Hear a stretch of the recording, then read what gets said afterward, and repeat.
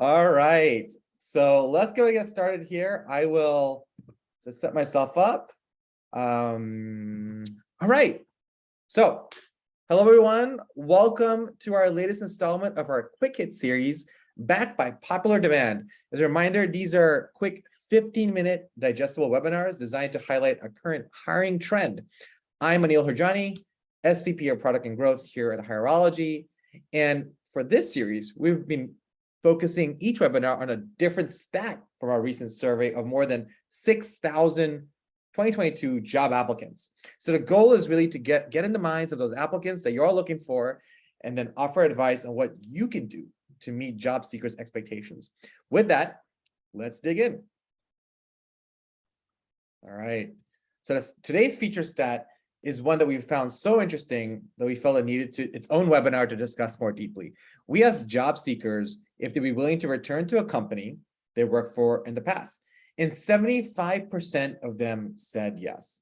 This is probably pretty shocking for a lot of you. I think we sort of assume that people who leave never want to come back, but this tells us that for the most part, people aren't leaving your company because they're upset about something or had a bad experience. Usually it's because they wanted more or a different work experience, or they need to take some time for themselves or their family. All right. First, let's take a look at the quintessential boomerang. First of all, I can't throw a boomerang. I've tried for 20 years. I can't do it. If you can, raise your hand in the chat. We can have a chat after this. I'll love some instruction. But in the industry, an employee who leaves the company and then returns sometime later is often called a boomerang employee. Hence the graphic. And the reason for that, obvious. Let's dig in. So, but of course, not everyone who leaves your company is someone you want to return. Some criteria for a great boomerang employee includes they were successful, high performing, and fit well at your company. They left because they were looking for more work or something related to the work that you could no longer offer them. Maybe they needed to be challenged. Be careful of people who left because they had personal disagreements or blamed their manager or teammates, because chances are those issues will come up again.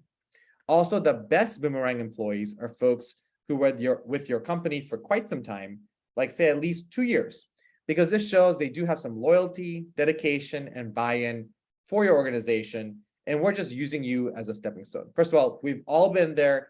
People show up for 6 months, you gave them a promotion even, gave them a raise, and then they bounce. Right? So think about those that you want to have come back, those especially who have a high degree of loyalty and are bought into your organization. Finally, great boomerang employees were people, who just got along well with others and received good feedback across the board. So these are just universal telltale signs that makes a good boomerang employee. All right, so what are some of the benefits? We've defined boomerang employees and how to spot a great one, but why spend time on these folks? Well, of course, as you all know, hiring isn't easy these days, to say the least. So this is just a great untapped pool of talent that you may have overlooked. These folks already know your business and processes, and you already know they fit in well with the overall company culture. Because they left for more work or more challenging work, they might have actually gained some new skills and experiences that can benefit your company. You already know they're high achievers and have good work ethic as well. And these folks can save you time in the hiring and onboarding process, because you can fast track them through the workflows to get them back to productivity sooner than a new hire who knows nothing about your organization. So I'll touch upon this a little bit later. All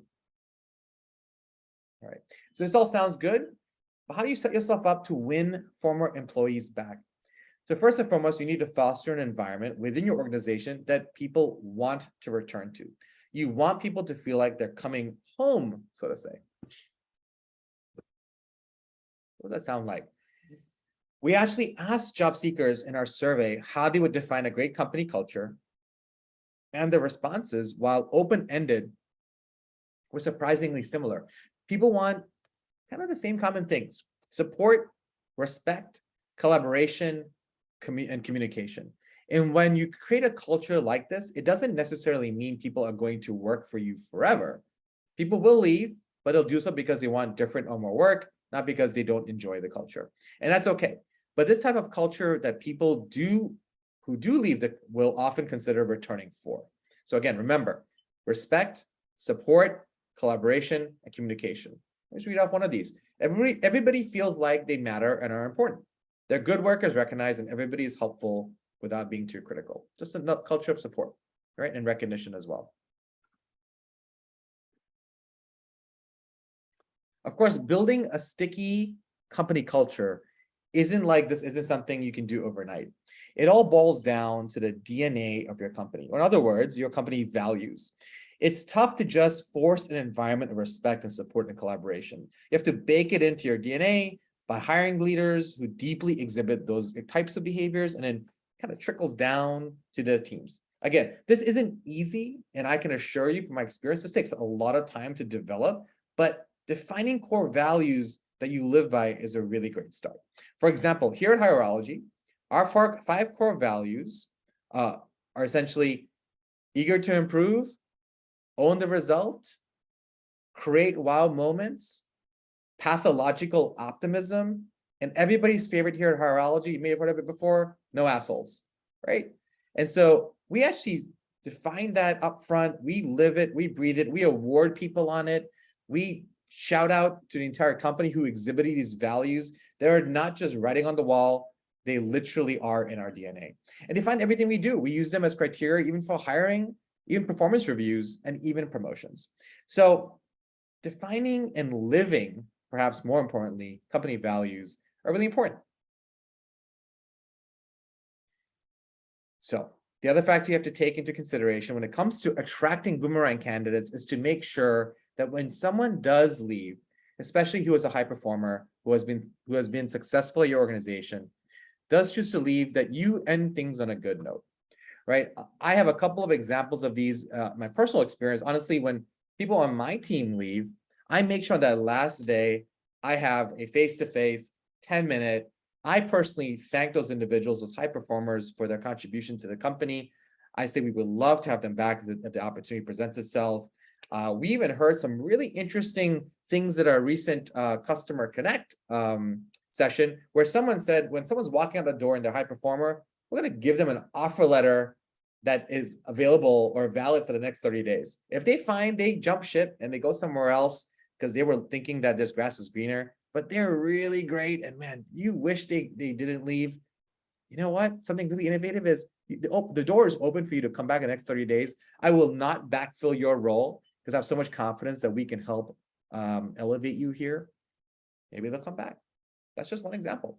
And so I would encourage you to be experimental with people leaving, and that could just be really having a good process. So let's talk about what's elements of an effective offboarding.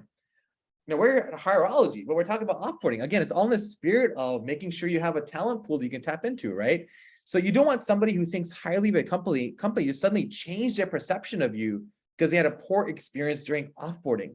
Great offboarding starts with, just like everything, a structured and seamless process where folks know exactly what they have to do before leaving, what paperwork they need to complete, and who they need to talk to. You want to make sure they have access to all the information they need, like benefit options, all in one place that's accessible to them. So, because they may no longer have access to them via their company email. So again, like I mentioned, just give them one-on-one attention in their exit interview. You know, do you want them to do a survey to give you feedback? That's great, but always schedule the interview so the employee feels heard, right? And I'll get into the elements of a good exit interview on the next slide. And finally, always be supportive and friendly and warm to folks who are leaving. If they've succeeded at your company and have done great work for you, you know, or you think it might be a bummer to see them go, and if you're upset or salty about it, then they will have the same opinion of you. Show them you care about their growth as a person and you support them in their next endeavor. And be sure to let them know, again, the door is always open for them to return should it make sense down the line. Again, I'll give you an example. We have somebody who worked at Hirology in 2014. So 8 years ago, this individual was a sales rep and was selling our solution back then to a customer base. He left after spending about 2 or 3 years here at Hirology on good terms, went to another place to get some experience for another couple of years. And in 2019, we hired him back on my team in a completely different role. And he's been with us for the last 3 years. It's been fantastic. And he came back because he missed the culture. He missed the people. Now, there are different people here, but the culture is what he came back for. Almost 99% of the people may be different that he's interacting with, but he was here for the opportunity and the culture and for more experience. So I have a Boomerang employee on my team, and I would endorse having this strategy all day long. All right. So on that last note, one thing our CEO here at Hireology always says, and he wants to set everybody up for success in the next role, whether that role is here or somewhere else. We really care about our people as human beings, and we want to help them develop their talent. In a perfect world, that would mean they use those skills and roles here at Hireology, but we know that isn't always the case for people, and that's okay. And we support people if they want to leave to do different or more work elsewhere. But of course, we hope that we've created an environment where the very best of the best who have left can come back should the opportunity arise. And of course, we welcome them. We have a vast alumni network here at Hireology. I have countless stories of people who've elevated their careers after leaving here. They've been VPs, CEOs, managers, high-flying individual contributors elsewhere, and we're really proud of that. So again, we want to make this the best place for you to work. And we hope that all of you take this into account when you consider your own teams and your own people. They feel really supported that way. All right, so I mentioned exit interviews earlier. This is an important part of the offboarding to ensure that the exiting employee feels heard and feels understood before they leave. This is also an opportunity for you to determine if this person will make a good Boomerang candidate down the line. Remember, this is intentional during the exit interview. You can ask questions like why they left, what might have been missing here, what they want to do more of that they're getting at their new role that maybe was missing over here. This will help you determine if they left because they wanted to do more or just different work, or they're leaving because they're just frustrated with their manager or some sort of other issue internally. It does require a little bit more digging. I'll be honest, sometimes when people leave, they sort of think of it as very transactional.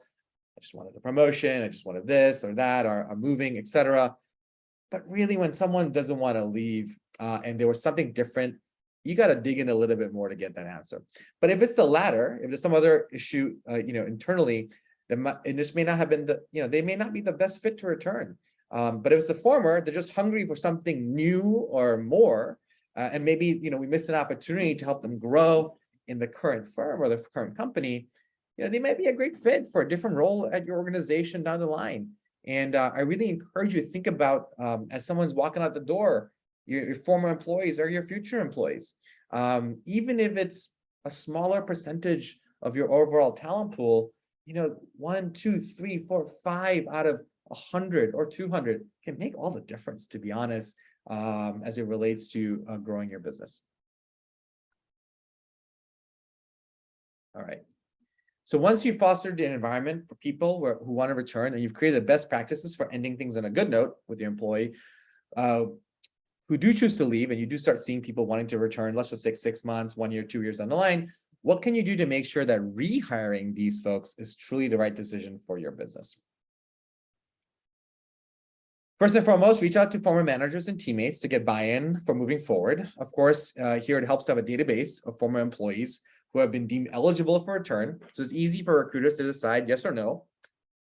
At Hireology, we require our HR folks to check yes or no to Boomerang potential when someone leaves. But even if you see a yes, it's always good to double check and confirm with folks who may have worked with that person in the past. From there, it is possible to streamline the hiring process, since this person, of course, has already completed your vetting process once before, assuming it stays the same. It's important to still speak to them and potentially have their new manager or a new peer speak to them to uncover information like why they want to return, what they've learned and experienced since leaving. One thing I think is worth paying attention to is folks who are returning simply because they thought the grass was greener outside your org, as I mentioned, realize it's not and just want to come back. Sometimes this can be okay, especially if the person was enjoying their role before and performing well, but felt like they needed a change and realized that change wasn't for them. But other times, I think more often, this might be a sign that they're just jump ship again should another opportunity arise. You want to make sure they want to come back for good reasons. Maybe it's a new or higher position that they held before that would challenge them more.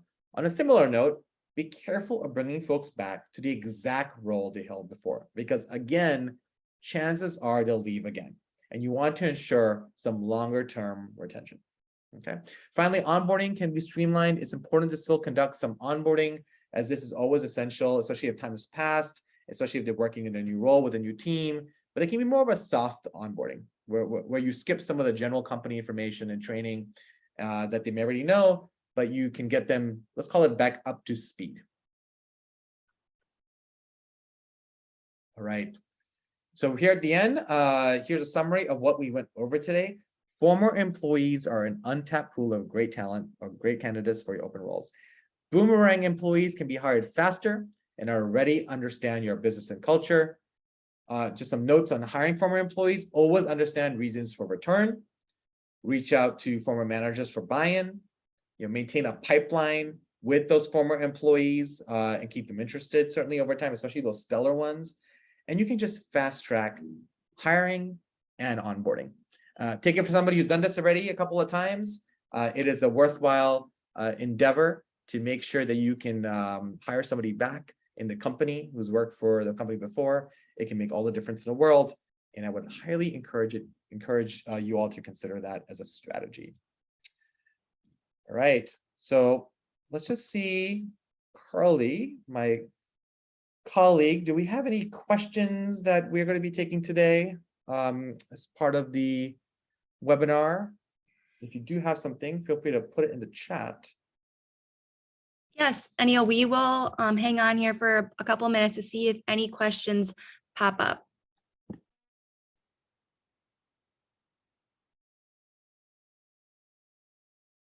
While we're waiting, if you've actually hired somebody back, I think I saw a hand raise. Feel free to put something in the chat. I'd love to sort of see whether people have actually done this before. Okay, we got a couple of hand raises. Julie, see that? Okay, 2. Great. All right.